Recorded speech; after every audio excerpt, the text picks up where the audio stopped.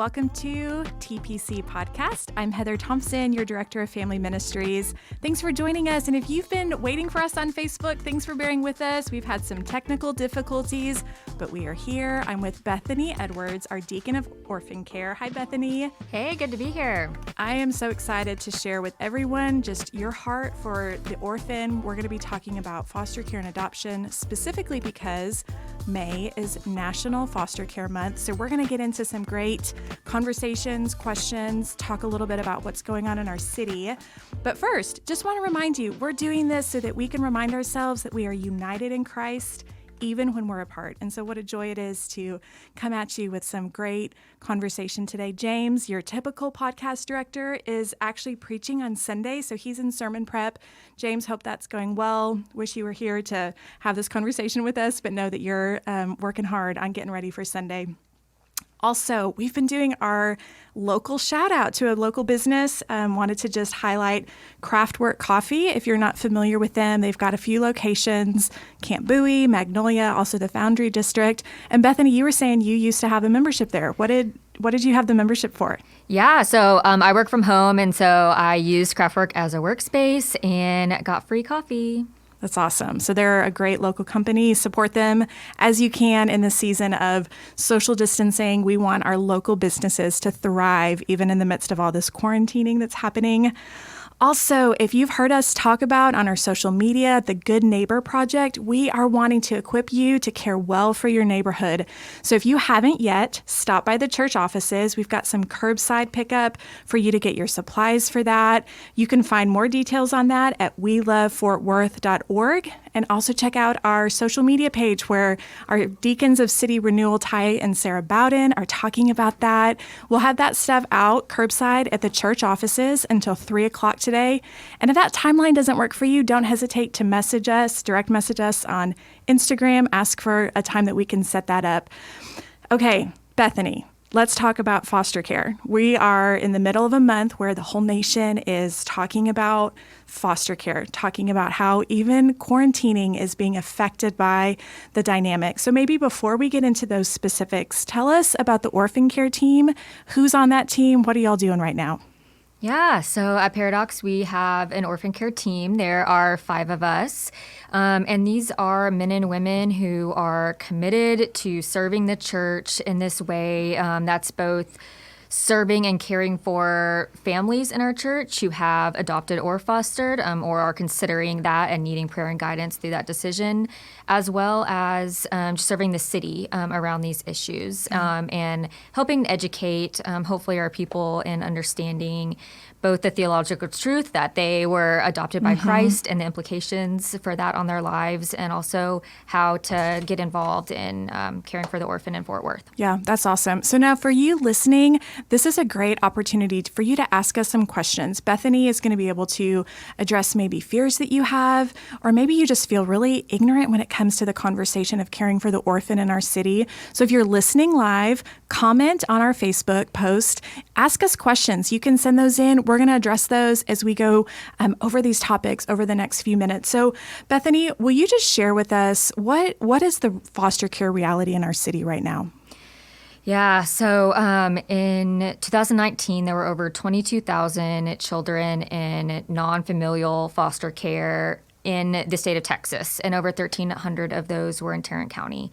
So those aren't fun numbers. It's not, an uplifting conversation, but I think that as Christians, we're called to be aware of the injustice that's going on in our city especially, and just lean into that and to fight for justice. And kind of as you mentioned, the COVID-19 situation is not helping this reality. Jim mentioned in a sermon a couple weeks ago that there's a pretty stark increase in child abuse cases since especially the social distancing has started.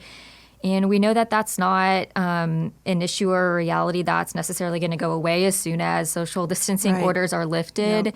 Yep. A main cause of the child abuse occurrences are stressors.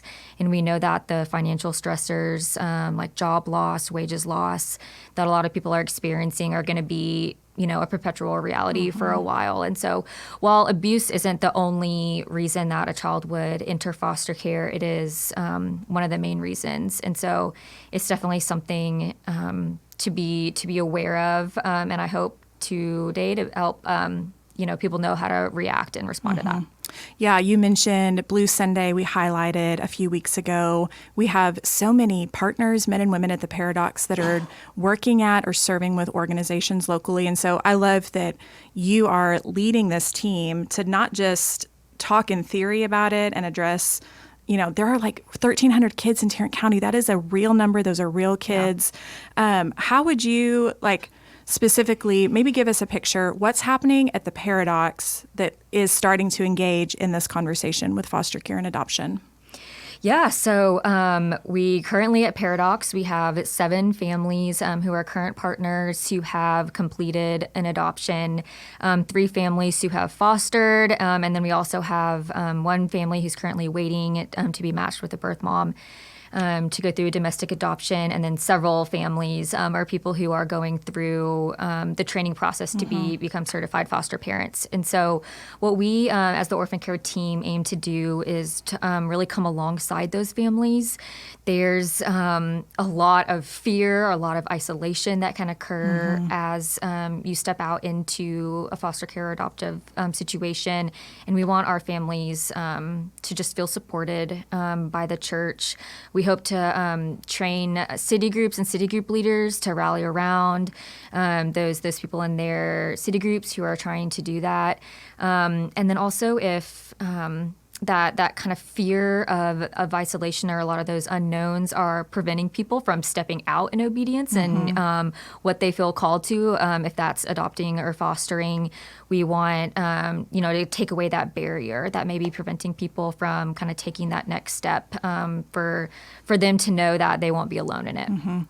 I'm going to ask you to just share with us the theology of adoption here in a second. But can you, there's a few specific words that we, if you don't know, Bethany and I have both had experience. We've adopted children out of the foster care system. So to us, it's easy to think, oh, I know this word and that word, but there's a lot of insider language that we can find in this conversation. So can you maybe walk us through the difference between foster care and adoption, and then maybe respite as well? Because I think that's going to come up in a little bit. Yeah.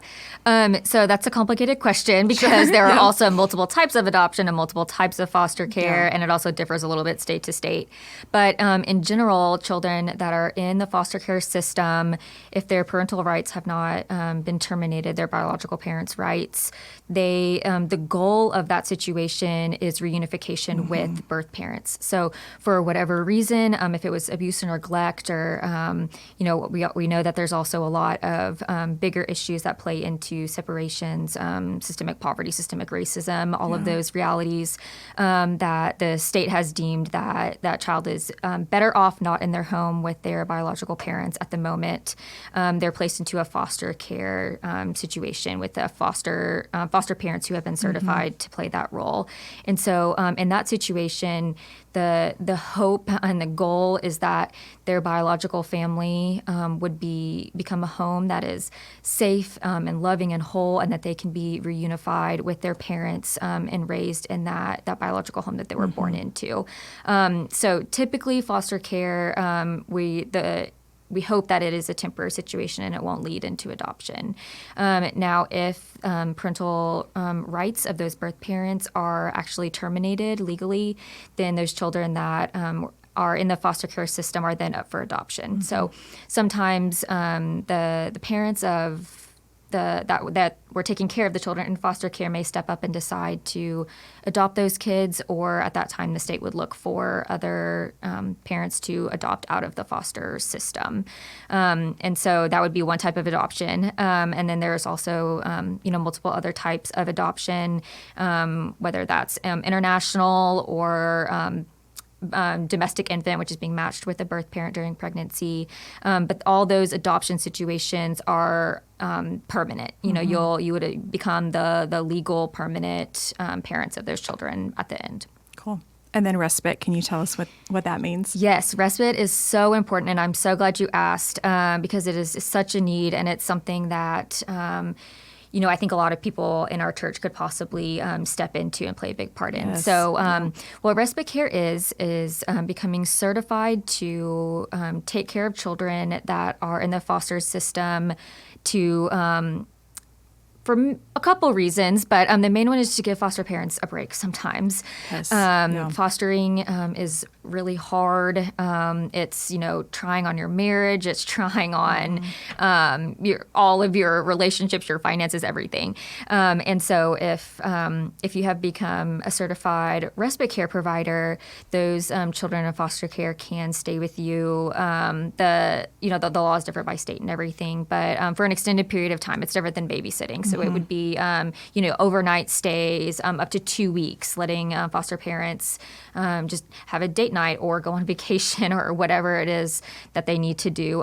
But because those children are a part of the foster system, the state obviously wants to do its due diligence and have whoever is taking care of them to be fully certified and background checked and all those things, which are really important. So in order to have that respite, that relax and that break, sometimes that foster parents need. They need people that they know who can provide that respite care. Yeah, and I know I'm in a couple of Facebook groups online with people who are in that process, and I just love the idea that Paradox would have men and women who are able to do that for other Paradox families. Yeah. So we're going to talk at the end practically about how you can get connected to these things. We'll give you more information about what that process looks like. But first, Bethany, share with us, we know that we have been adopted as sons and daughters of God because of Jesus. So would you just share why this isn't just about have an impact on your city? This is deeply connected to the gospel. So share with us what your encouragement there is. Yeah, so I kind of see 3 big theological truths in the Bible about orphan care. The first is that you mentioned that we have been adopted by Christ. If you are a believer, Christ redeemed you and chose you and forever made you a part of his family. And so one of the cool kind of implications from that is that if you are a believer, you do have some background in adoption. You understand a little bit about adoption, even if you feel like you don't, because that is a part of your story, and that is a relationship that you have with God the Father. And so the second theological truth that I see is that over and over again in the Bible, we see that God cares for the orphan. He in Psalms 146:9, it says, "The Lord sustains the fatherless." This population, this vulnerable population, is just clearly seen in the Bible that is a people that God cares for and fights for and wants justice for. And then the third thing is that God invites us along to that journey, to that aim, and not only invites us but commands us to be a part of that with Him. And so I just think that's really cool and really beautiful that we have been adopted, therefore care for the orphan. It just, that completely matches up with God's character and what we see all throughout Scripture of Him just caring for the vulnerable and also calling His people to. I remember probably 12 or 13 years ago, I went to a conference in Austin and went to a breakout session about adoption. And someone in that setting said, every Christian is called to orphan care. Yeah. And it may not look like adopting or fostering, but every Christian is called to be involved in that story. And I think that was such a shift of thinking for me that at the time we were wrestling through those conversations, wrestling through what adoption looked like, but even being able to say, hey, we're going to give money to families that are in the process of adopting. We are going to come alongside families and support them, be their cheerleaders alongside of them. And so I think that's I think there's a lot of people who like to talk about this, but maybe address the person who would say, yes, adoption is awesome, but I have 100 fears. I have 100 more questions. How would you call them to step into this story? Yeah, so there are a lot of things that anyone can do to support orphan care, especially if you're a part of the Paradox Church. The first is to volunteer with the Paradox Orphan Care team, and so we're looking for volunteers all the time to come alongside our families that are fostering or adopting.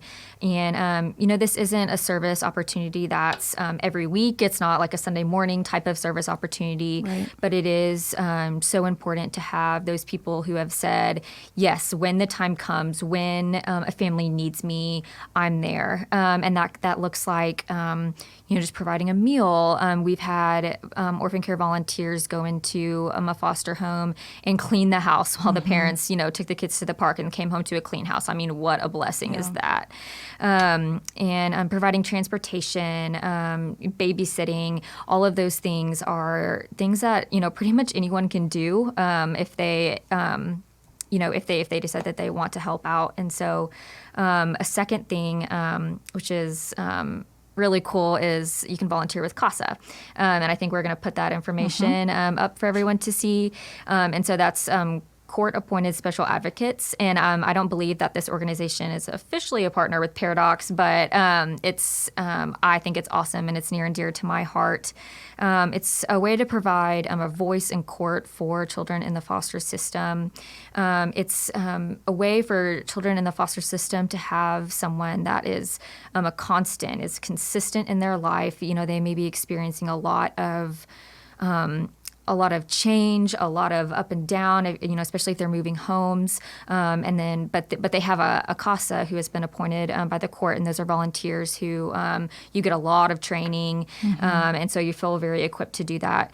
But that they are there with that child the whole time that they are unfortunately in foster care, so that they have someone who they feel like just is a constant in their life. My son, who we adopted, had a CASA when he was in foster care, and I just loved their relationship. I loved knowing that he, before he was in my family, he had people who cared about him. Yeah. And thankfully, just a part of our story is he was in a wonderful foster home, but not all kids can say that. So I think that opportunity is really cool, and I really encourage our people to consider being a CASA. I think that's great. We've started having some questions come in. I'm going to run through those. Just a reminder, if you're listening to us live, post those questions in our Facebook comments. We want to engage with you and answer those. Bethany, you talked about like the meals. One of our questions from James is, what are some ways to support and love families who adopt or foster care? So maybe they're not on the orphan care team, but maybe they're in a city group with somebody who's talking about it. Can you give us some practical advice there? Yeah, so there's kind of different situations. One, if there's someone in your city group or in the church that you're close to that is, thinking about doing this, thinking about stepping out into this, just to be listen to that. There's a lot of kind of like reticence and uncertainty and uncomfortableness that comes up around this topic. I think that's getting a lot better, especially within the church, which is great. But just being willing to engage in that conversation, to let people know that you will be there to support them through it and mean it, and actually do it. Yep. Because just you can't imagine how many times I've heard people say that they feel like they might want to pursue this, but it just seems so hard. And we know that things seem a lot less hard when you have people rallying around you. That's really good.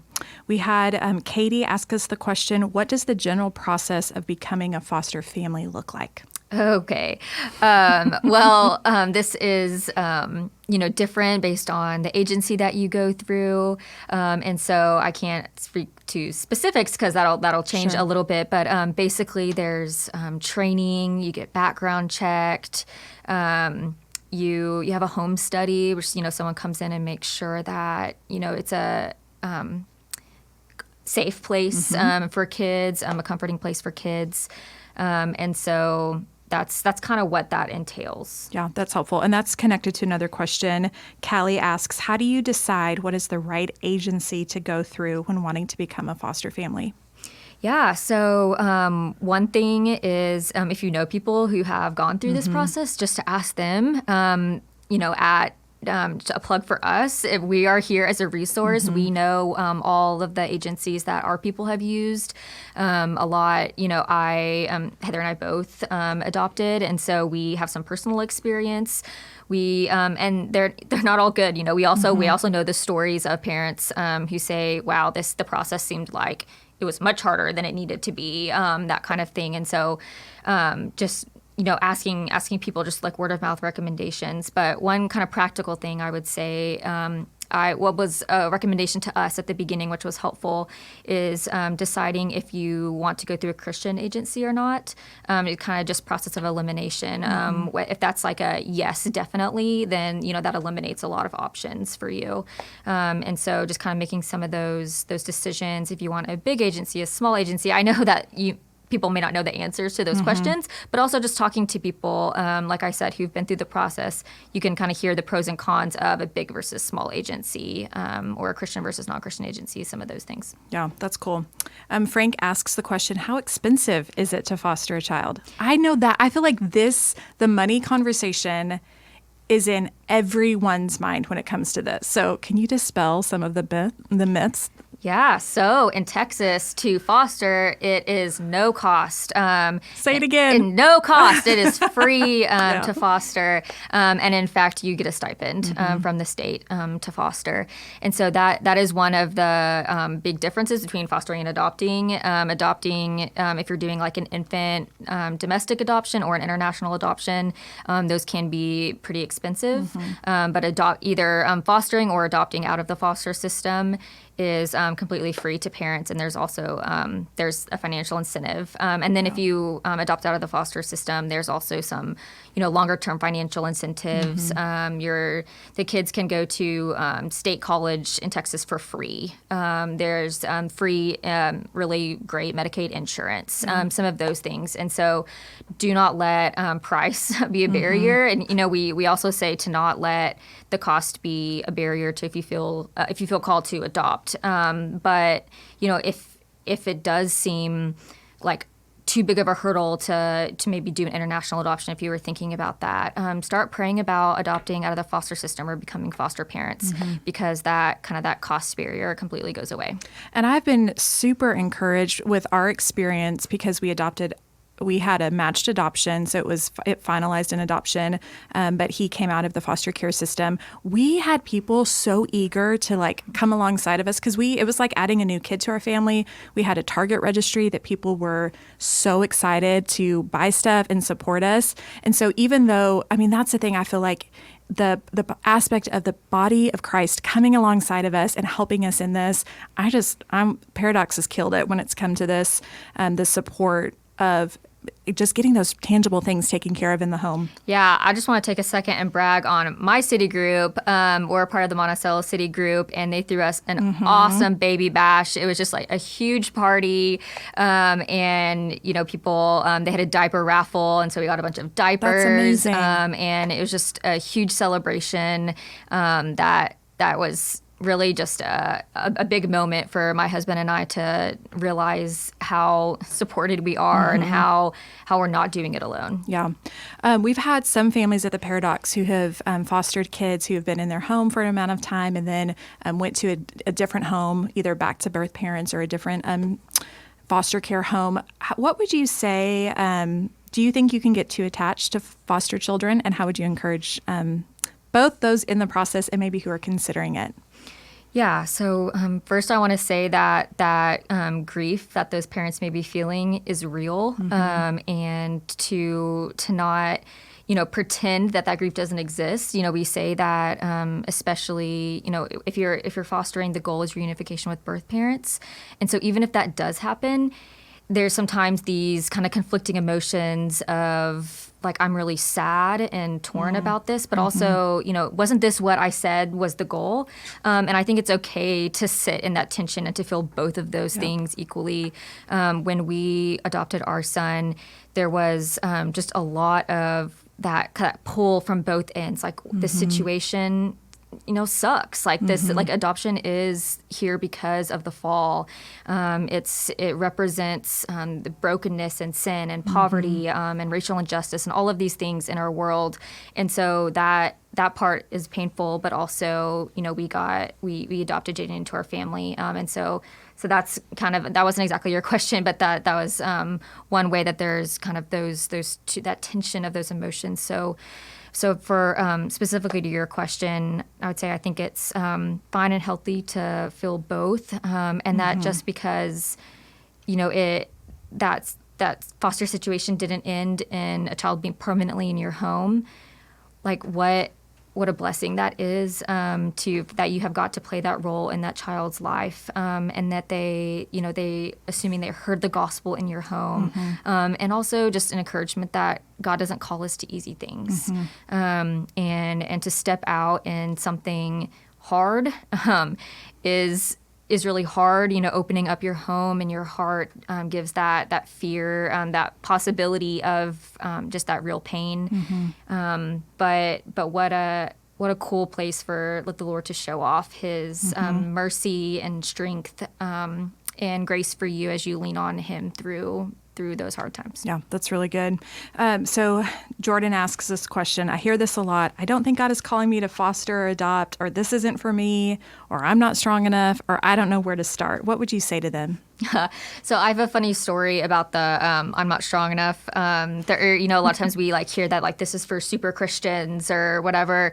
I had someone at Paradox with great intentions tell me one time, we always thought that this adopting was for super Christians, but you and Ryan did it, so now we're encouraged that we can do this too. And I was like, thank you, yes. thank you. But it's so true. We are not, more equipped, other than the fact that we felt called by the Spirit and walked out in that. So definitely just look at me as an example of you do not have to be super Christian, have it all together. It's never going to be convenient. It's never going to be an easy time of your life to bring a child into your home that has, regardless of the age, they have experienced some type of break, some type of pain and loss. And so that is a sacrifice to open up your home to those kiddos. And so so if you're feeling called to adopt or foster, definitely don't let the thought that you have to have it all together stop you. But also if you are wanting to care for the orphan, but genuinely don't feel called to adopt or foster. And I just want to dispel that myth too, that we at Paradox do not believe that every family is called to bring a child into their home. Right. Otherwise, there would be no one to come alongside those families who do, and we really need those supports as well. So if you're kind of in that place, there's, like I said, volunteering with the orphan care team, just praying for people. It sounds like an easy thing to do, but it's not. Going before the Lord and pleading for justice for these kids, fighting for these kids to the Lord. That's a serious thing. That's a commitment if you want to do that, and so needed, because a lot of these kids don't have people in their lives who are necessarily going before the Lord for them. Yeah, that's really good. We're going to wrap it up here in just a second. I've got two more questions, and then I would love. We've even talked, I think, about just the place of obedience. And so maybe just, can you encourage, I have a feeling there are people listening who God is calling them to step into this. Will you just call them to something specific right now? Yeah. I would say just obey the Lord. If he is calling you to something, then He's going to be right there with you. He is going before you. It's not like I said, you're never going to be ready. You're never going to feel able on your own, because you're not, because you need the Lord through this. And what a cool way, kind of like I said before, to let God show off in your life a little bit. The weaker we are, the more that God gets to flex in that. And so I would just say it's time to obey if it's been if it's been on your mind and on your heart, and if you're ready to do that but don't know what to do next, you can email us, you can call me. We're ready to talk with you through the logistics. We have people on our team who have done all the different types of adoption, all the different types of foster. So a lot of just really practical knowledge from people that hopefully you trust in your church body, and then also just go through some of that spiritual stuff, that emotional stuff. If you and your spouse aren't completely on the same page yet, let us counsel you through that.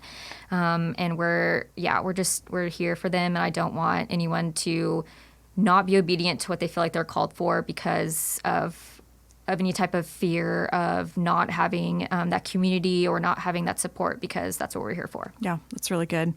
Brad asks the question, what do you wish you'd known before you adopted that you didn't realize until you were doing it?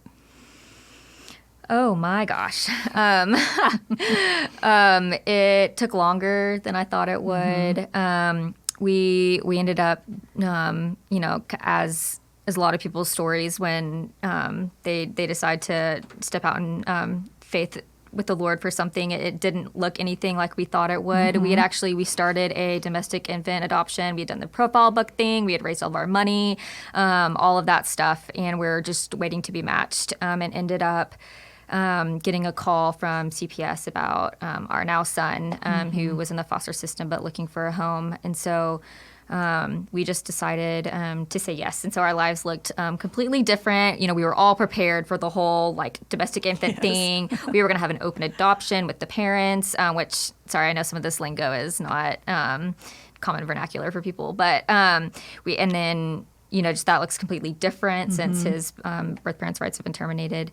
So I think being open to what can happen and what can change as you begin the process. Yeah. There are a lot of people who say they started looking for 2 girls between the ages of 5 and 7. They have these very specific things that they're looking for and they think fits really easily in their life. They're trying to do this really messy, hard thing, but manage it as as smoothly as they can. And I would just encourage you to just let go of that, give it to the Lord. Having plans is not bad. Knowing what is best for your family is not bad. But just not holding on to those things too tightly. Yeah, I'm laughing because when we entered, even on the paperwork that we were filling out with our adoption agency, the question is who are you open to? And we were like, it's going to be a boy and a girl between the ages of 5 and 12. And we ended up with a 17-year-old about to age out of the system. So I love that God is he knows what he is doing. He knows how to place the lonely in families. And then our last question, I love how this brings us back to the biological parents, the birth parents. How can we as a church pray for or honor birth moms who are going through the adoption process? Oh my gosh, yes. One thing that I love about the vision of Orphan Care at Paradox is we seek to honor all members of the adoption triad. The triad is adoptees, adoptive parents, and birth parents. And so one thing I think just really practically that we can do is just to be really careful about the language that we use. I know that there's, the vast majority of the time there's no ill intent on some of the things that we say that maybe slip out, maybe that we've, heard other people say, so we're just repeating. But that can be really harmful. So, things such as that mom gave up her child. For any woman who has gone through that process, that, that does not describe at all what she went through, and is also really hurtful to her and to the child. And so I think just, honoring birth families for the role that they have played. They chose life for these children. They chose, most of the time they chose for this path because of how much they loved their kids. And so I think, just being careful about honoring, remembering that they are people as well. They're people going through a painful, broken situation, and that they have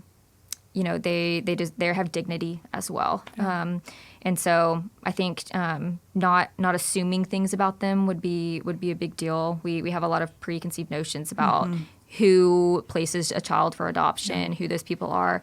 So not assuming and just getting to know them as real people who are going through something really hard. Yeah, that's good. Bethany, thank you for your time. Thank you also for your passion that you bring to this conversation.